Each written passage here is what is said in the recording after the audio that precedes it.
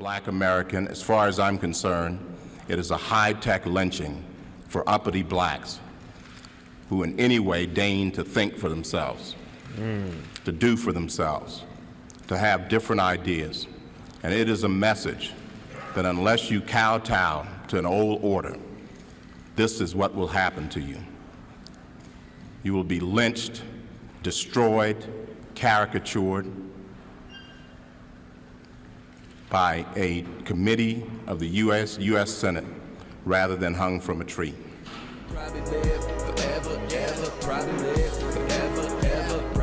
What's going on, family? Welcome back to the From the Bottom FS channel, man. Today we have Clarence Thomas responds to Anita Hill. All right, a little bit of background. Around 9:30 p.m. after Anita Hill accused him of sexual harassment, Supreme Court nominee Clarence Thomas responded calling his nomination hearing a high-tech lynching, right? Now, I'm not too sure how this played out as far as the timeline goes, so you guys let me know in the comment section what's going on. But I know one thing, this was an important day in American history. Let's get into it. Come on. Committee will please come to order. October 11th, 1991. Judge, it's a tough day and tough night for you, I know. Let me ask, do you have anything you'd like to say before we begin? I understand that your preference is, which is totally and completely understandable, that we go 1 hour tonight, 30 minutes on each side. Am I correct in that? That's right. Do you have anything you'd like to say? Senator, I would like to start by saying unequivocally, uncategorically, that I deny each and every single allegation against me today that suggested in any way that I had conversations of a sexual nature or about pornographic material with Anita Hill, that I ever attempted to date her, that I ever had any personal sexual interest in her, or that I in any way ever harassed her. A second, and I think more important point, I think that this today is a travesty. I think that it is disgusting. I think that this hearing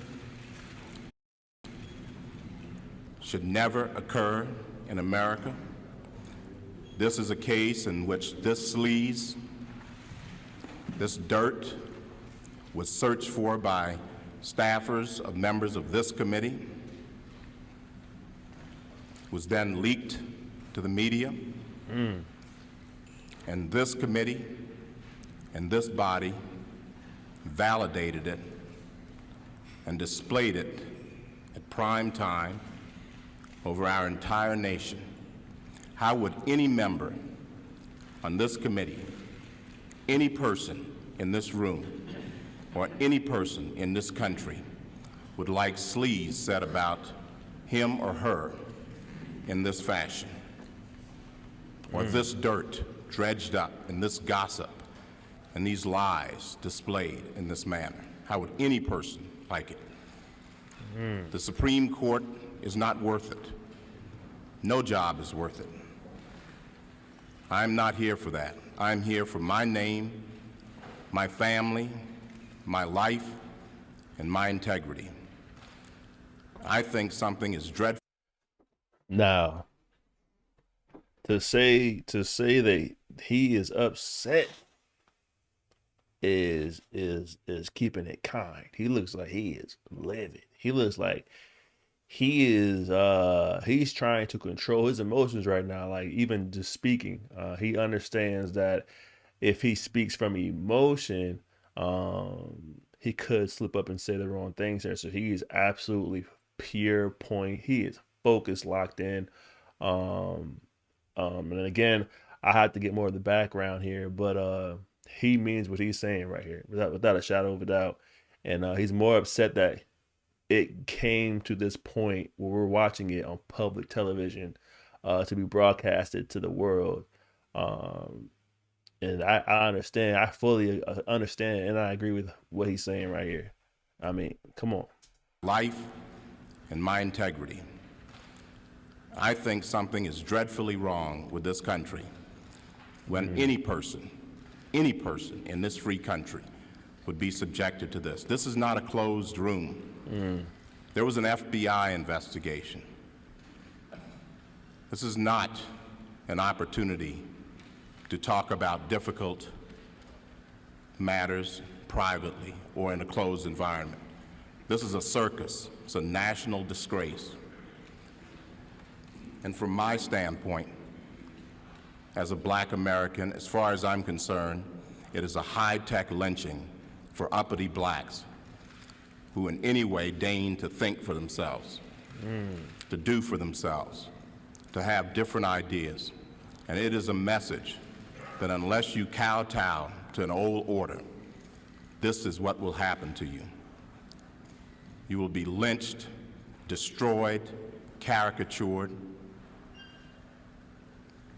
by a committee of the U.S. Senate rather than hung from a tree. Wow. Now, the key thing I take away from that, his composure there, man. Like I said before, you can clearly see he's more than aggravated. He is on to be accused of something of that manner, and have everything you worked for as far as, just staying focused and doing the right things and going to school, getting your education, getting your degrees, and advancing to get to a pinnacle in your life where you're actually successful. And then to be accused of something this disgusting, and to have basically your hearing is everything's public, cameras everywhere, because of who you are, is an embarrassment. So I think everything he said here rang true. I honestly believe he honestly feels like that, and he has every right to be honest with you. And of course, we saw how his career continued to grow after this situation happened. I wish more people, would communicate in the same kind of fashion, even if your emotions are tied into a conversation. You know what I mean? These kind of, like, if you look at the channel, man, these kind of conversations don't even happen no more. The sit down, one-on-ones, the interviews, tough questions, hardball. We don't even see this kind of stuff anymore. But anyway, I digress. Comment down below what you guys think about the whole situation. Comment down below if you think what your views are on this video. And let me know what happened, like what's going on. Like I get the foundation of what he's being accused of and allegations here, but how did it get to this point? Like what something had to have occurred for it to get to this point where he's up here trying to defend for his freaking life and his liberties, man, amongst Congress folk. And of course, make sure you guys like the video so we can keep pushing this content, keep pushing this conversation, and keep pushing the channel. If you made it this far in the video, make sure you subscribe to the channel. And until next time, you guys, y'all be safe out there. Peace.